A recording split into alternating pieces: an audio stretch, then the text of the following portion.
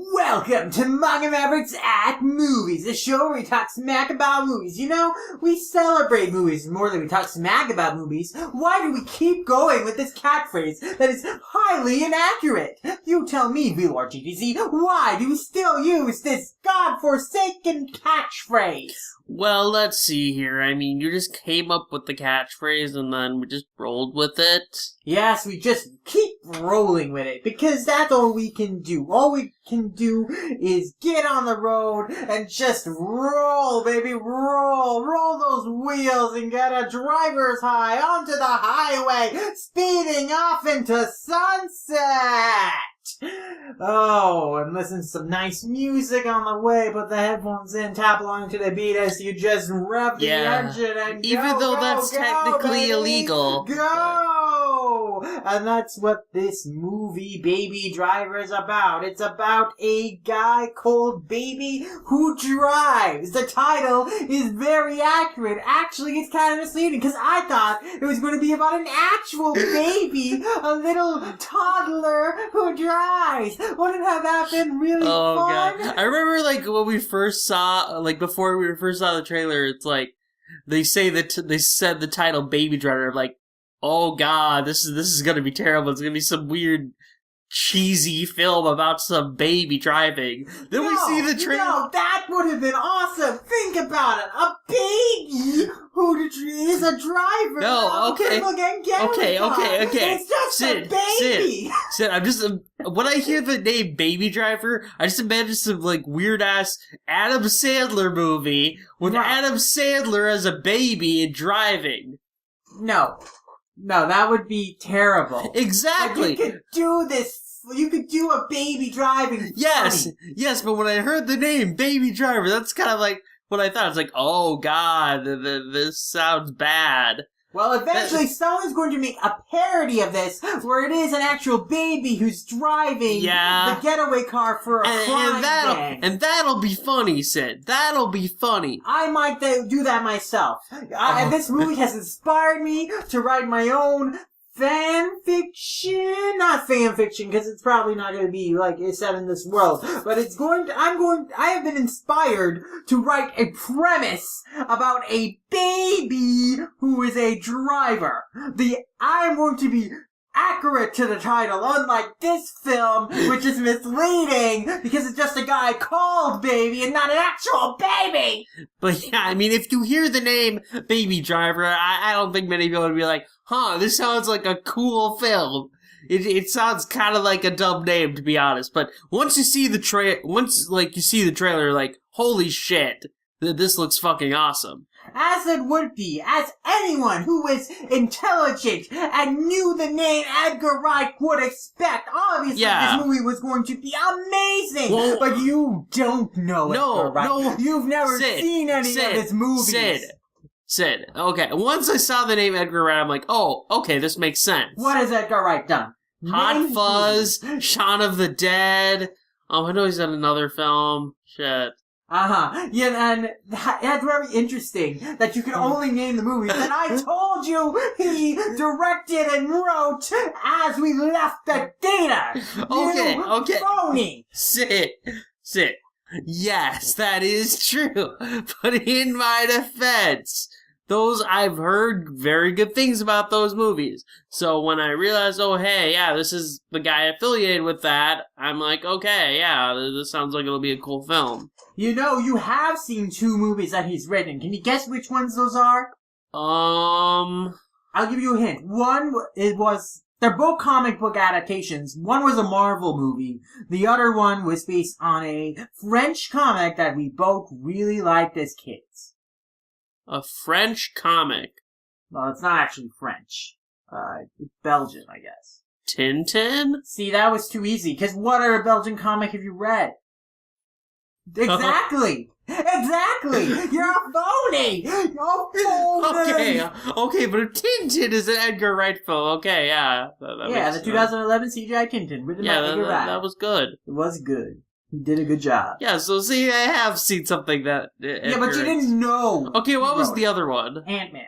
That was an Edgar Wright film? He wrote it, yeah. Oh, okay, cool. I mean, he was going to direct it, but there was like some... Yeah, I remember that. One can only imagine, like, his version, if he had, like, full creative control, how more good it could have been. It'd probably been way more over the top and, like, I think. Which would have been cool, because that fits Ant-Man being just all about the fun. Sure, but this is Edgar Wright's first movie that he's directed since World's End, which I I saw World's End. Did you? Yeah, I saw it with Dad. Oh. So you've seen one of the Cornetto trilogy, at least. You haven't seen Hot Fuzz or Shaun. I have not seen those, but yeah, I was like, wait, Hot Fuzz, isn't that part of a trilogy? And like, yeah, I've seen that World's End. That's the one with like the zombie people, right? Or what the fuck were they? They're like they go on this like weird bar route so that they can get to the final bar that's at World's End. Yeah. And then there's this like weird like infection thing that's like infecting everyone or whatever. Yeah, they're basically aliens. Yeah, well, they're not aliens. They're like androids. Oh yeah, they're fucking androids, and then like by the end of the film, like it becomes like super post-apocalyptic.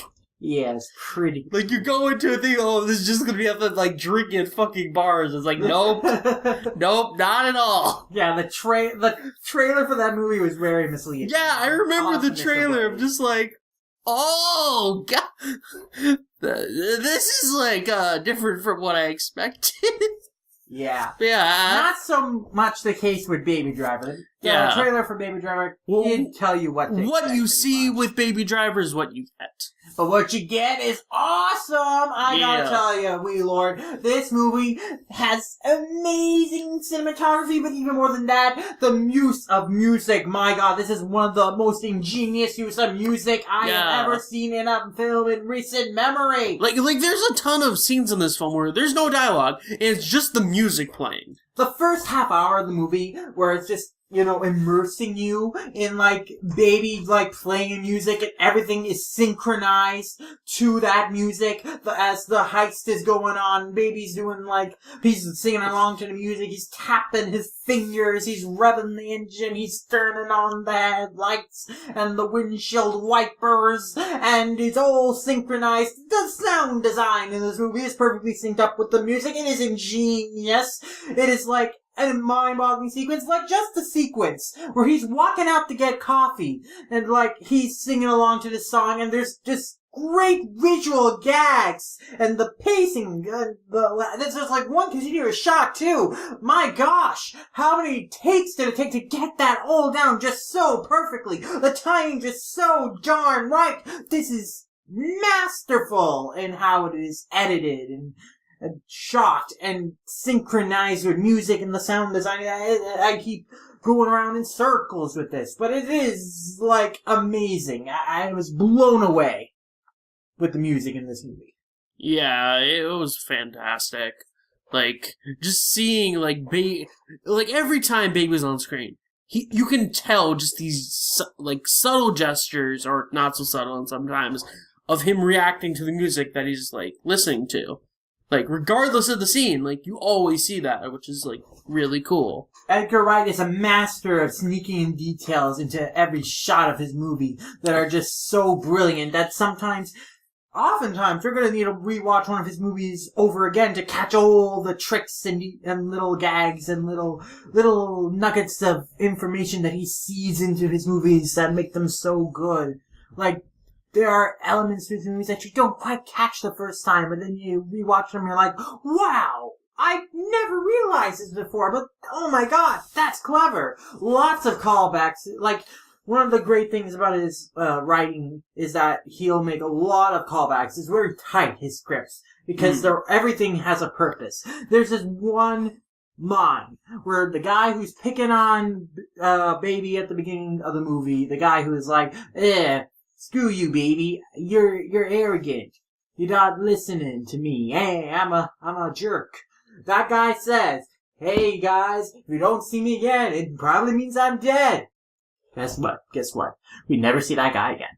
We never see that guy again. You know why? Because he's dead. And I'm sure there's some detail in the movie that, that was on the news or something that, like, it had a report that he was dead. It was like, wow. Ingenious seeding. ingenious subtle plot. Like, the use of the news stories and background information to convey, like, things that are happening about the robberies and, like, the heists and all that. Great way to convey information without having so much exposition. Brilliant stuff. Brilliant! For sure. Just don't have anything to add, do you? No, you summed it up so well. Well, what stood out to you about this movie? What stood out to me? Yeah. Well, okay, for one thing, the music, like you said, it's always playing, it's always there, and you can always see Baby reacting to that. Cinematography, like you said, this film just looks stunning all around. It kind of has this, I guess, retro feel to it. It's kind of hard for me to explain. But, like, it's clearly set in present time, but, like, it sets up the tone of, like they're all using, like, these old type of things, like, for fucking Baby has, like, a CRT TV, I think. Mm-hmm. And then, like, he has all these cassette tapes. He has, like, a vinyl player. And, like, it feels old school, but it's still modern. Yeah, like he's mixing mixtapes like an OG. He takes a sound clip of his boss singing along to this guy, and he makes a cool jam out of it, and that's a great sequence. I had fun with that. It comes back in a big way, a dramatic way that you did not expect, and that's like, oh my gosh, that's frightening. Oh no. But, yeah, like, wow. There's just some great sequences that use music in this movie. There's some great little nuggets of foreshadowing to so many big things. Oh, wow, it's really good. That was so good. I haven't really that much experience with Ansel Elgort, but he was very good as Baby. Yeah, I don't think I've seen a film that he's in. Nah, I don't think we have watched anything else. Yeah. Or at least something that he had a major role in. But he pulled it off. I mean, with the character of Baby, he's not going to have, like... He's kind of a little monotone in terms of, like, his delivery. But that's because he's tone deaf, so it works. Mm. And it's like... You still feel the emotion in him, especially the scenes when he's talking with Joseph, his guardian. Like, you definitely feel the familiar connection there. You definitely feel when Baby is dropping him off at the elderly home, and he's like, I failed you, man. Yeah. And like the emotion in their eyes, like, just says it all. Oh, the connection between these characters. So there's some great acting here, between all the characters, like, Baby and Deborah. That's some great scenes too. Yeah. I mean, I admit, they're probably my least favorite scenes just because, like, the action-y stuff, like the stuff where Baby... It's so much better. No, it's just so much more exciting. Like, there's a lot more tension there, especially, like, during the second half of the film, when Baby's called in from one last job, and we have, like, Bats, the freaking murderer, who's, like, a wild card, who just goes off on people. Oh, that Bats' final scene is just so good. It's pretty satisfying that, Baby just rams the car in and impales Bats. It's just like, great. Fuck this guy. He's just randomly killing people for fun. But it's also great because it's like a subversion of your expectations. You're not expecting that to happen. Because, like, Baby has been given a gun, right? So you're expecting something to happen with the gun. You're not expecting Baby to just ram the car in and impale Bats. But you're also expecting a confrontation between Bats and Buddy because there's some tension between them. And Buddy and his darling are conspiring to kill Bats after the job. So you're expecting something's going to go down with that. But there's no one Baby can trust, really. Or at least it definitely seems that way. That Baby is in a terrible situation. Yeah. Because, like, Bats would probably kill him if he got the chance because he's trigger happy. Buddy ends up turning on him because of the mixtape stuff. Like, they think that they've been recording their conversations, so, like, he can turn into police. They don't believe him. But that scene was scary. Like, I was scared for the old man. I was like, oh my god, did Bats kill the old man? Oh no. Because, like, Bats would totally fucking kill the old man. So I was so relieved that did not be the case. And it's like, I feel like, I was surprised that ultimately Doc, the kingpin of the gang, ended up helping Baby in the end, because he seemed to be set up to me as, like, the antagonist for a large part of it, because he was the guy, like, who's jostling Baby around. He was forcing him to do these gigs, like, dump the dead bodies of, guys who rub him wrong. But at the end of the day, he sees that he's a young man in love, and he's like, you know what? I've got a soft heart for you, kid. Fine, I'll help you out. Whatever. Yeah. But, even when they suspect Baby of, doing the mistaste, and Doc is like, you know what? You're out. You're not pulling this job tomorrow. I'll get a new driver. I don't think Doc was saying, well, we're gonna kill off Baby. I think we're saying, okay, you've been through enough shit here. Bats is, not trusting you. This probably is not going to work from, a team perspective, so just take some time to cool off. I mean, he says to take him home, and Bats was like, oh, I can take him to a place where he won't speak up again, or something like that. Bats is thinking that, he's going to kill off Baby. But, I think Doc was just, literally just take him home. Take him home. He doesn't the thing is that, pretty much Doc seems to put all his trust in Baby. Yeah, even earlier when, fucking Bats fucks up the deal with the guns, the one he asks if they're going to continue the job is Baby, not anyone else. He doesn't care about anyone else's opinion. He just cares about Baby's opinion. Yeah, I think you can even see a little bit of exasperation, but also relief when they play back the mixtape, and it is a mixtape. Yeah. And it's okay, he's just playing around. He's just a kid. Yeah, I mean, one thing in this film, early on, it seems like, oh, but Buddy seems like he's got Baby's back, because, he's being all, friendly with, a Baby and stuff. But then, by the end of this film, fucking Buddy's just lost it. Mm-hmm. It's just, there's just this, slow shift towards, him just wanting to fucking murder Baby. Mm-hmm.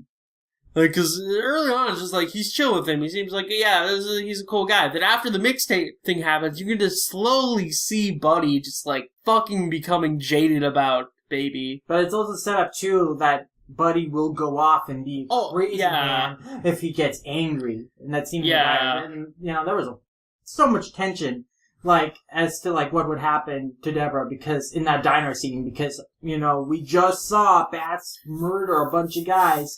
And, he murdered people for fucking gum. Yeah, and so he could easily just murder Deborah just not to pay the bill. It's insane. Just Jesus, you have all this fucking money. Stop shooting people. It's fucking. And then the next scene in the diner when Buddy is threatening them, and it's that was. Well, in that scene, you can just look at Buddy and say this guy's fucking lost it. Oh, that was a scary scene for everyone. It's but.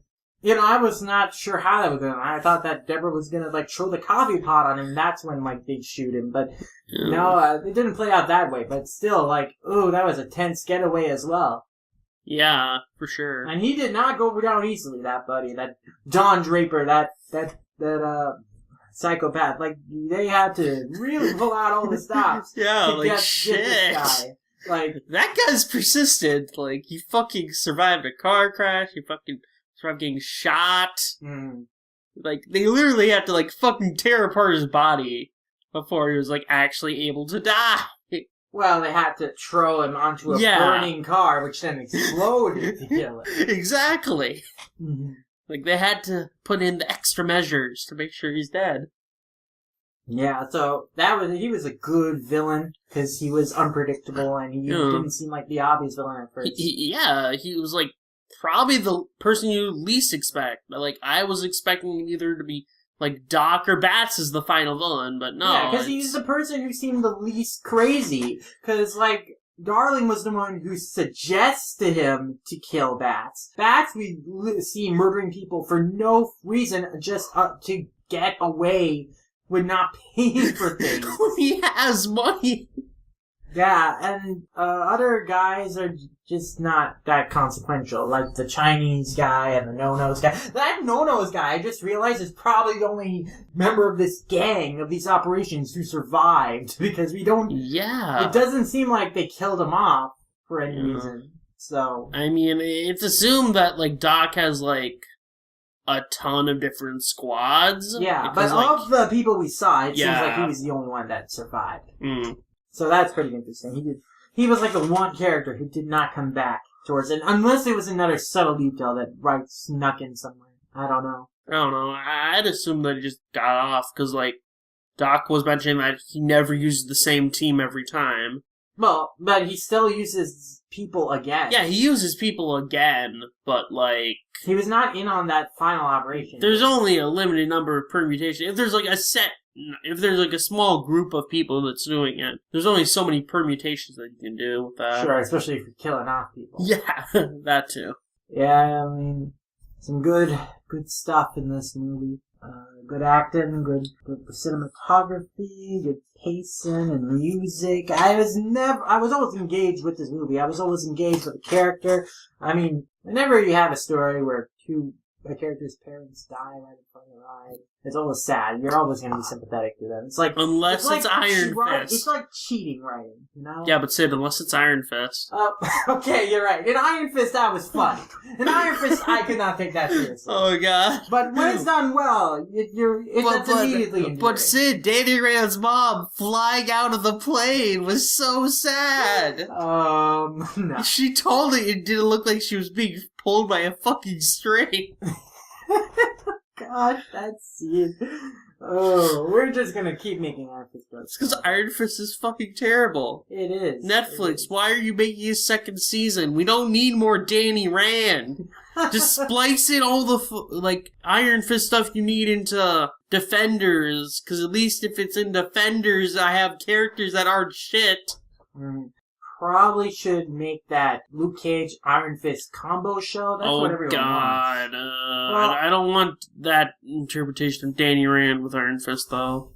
How about you kill off the current Danny Rand and then you just make Iron Fist a different guy? That'd be fine, but you have to kill off all the characters in Iron Fist. Well, how many characters are left alive that are let's hear important ones. 1, 2, 3, 4, I think like 5. The only one you shouldn't kill off is Claire, because Claire appears on pretty much all of the Netflix Marvel stuff, and she's actually a good character. Everyone else you can fucking kill off, though. I don't care about any of them. Yeah. Well, a lot of characters got killed off in Baby Driver. Oh, yeah. I didn't really care. Actually, all the characters that died were kind of terrible people, so... I mean, Doc kind of, I don't know. Except for the innocent bystanders, they didn't deserve to die. I don't know. I don't know if Doc really deserved to die. I mean, Doc was the least... I mean, he wasn't a good person. He was nice to Baby in some respect, because he did, do a noble sacrifice for him at the end. At the same time, he's the reason Baby couldn't leave the group, because he's threatening to kill everyone he loves. That's true. So he's not a good person, so... Yeah, you know what? It's probably good that he died, too. Because now Baby can start his life anew. You know what's good about the ending of this movie is that Baby does have to atone for the fact he did crimes. But because he also did good deeds, because he was a good person and did good things, he could get a reduced sentence. He could get, parole after just 5 years. And he had a loving, devoted home and a woman waiting for him when he was ready to get on the outside. You know? So, good deeds beget good things happen to you. Even if you have to go through a lot of shit to get that happy ending. One thing I was wondering is that, at the end of the movie, Buddy shoots, fires his gun next to, Baby's ears. Yeah. Did he actually go deaf, or? Not completely, because you can see... Yeah, because he can still faintly hear, and his speech sounds fine. Yeah. So, yeah. I guess it was just temporary deafness. I'm surprised Buddy didn't just shoot his ears off. Yeah. I was at first when he shot it, did he shoot his fucking ears off? But no, his ears themselves are fine. Mm-hmm. So it's Buddy, you seem like you do something more violent there. Yeah, well, I mean, he was gonna kill him later Yeah. anyway. So. Well, he wanted to kill the girlfriend first. Oh, okay. I guess he wanted him deaf, but still focused enough to be able to fucking watch Buddy kill Deborah? Yeah. I don't fucking know. Buddy just went fucking insane. Yeah. Good. He was an intimidating villain that I was satisfied to see burn alive. Yeah. It says, I got all the bad people got what was coming. Always fun seeing villains And burned good alive. people got what was coming to them. And I mean, yeah, like most of the good characters, like Joseph makes it out alive, and that's really satisfying. I was really scared for that old man. Yeah. I was really scared that they'd kill him off, but he came out okay. And I was He's really happy okay. about that was nice. It's a satisfying movie. I mean, it's a well-made movie. It's a great spectacle movie. It's also got a lot of heart to it, and it's a lot of fun. I really enjoyed it. Edgar Wright continues to be amazing and great, and I'm gonna look forward to the next movie he makes. That will probably come out in 2 to 4 years. I don't know how the gap will be this time. That's not too bad. Yeah, I mean, I don't know what the next project he'll be doing is, but I'm just assuming he'll go right on to his next thing. Cool. Oh man, I think he had this movie conceived for a long time, so it's good that he was finally able to get it made. I think he had it conceived back in '94 or something. Dang. No wonder, like, parts of the film feel so old. Yeah. It's a throwback to some old school 70s styles, gang bangers. And we're in the age of retro revivals, so makes sense. It's a very stylish movie. That's another reason why I think it stands out so much. Yeah, for sure. Yeah, do we have anything else to say? I'm glad this movie is doing really well. Apparently, it's Wright's highest-grossing film as a director. Huh, that's good. So it has a lot of commercial success, even more than the Cornetto trilogy, which is pretty cool. Dang, that's nice. Yeah, so this was probably one of the best movies I saw this year, I would say. Yeah. I was blown away by the use of music, and overall, I would highly recommend this film. This was one of the best films I've seen all year, and well, that's Baby Driver. And so we're going to be driving off to the next thing now. Whatever that will be. Woo!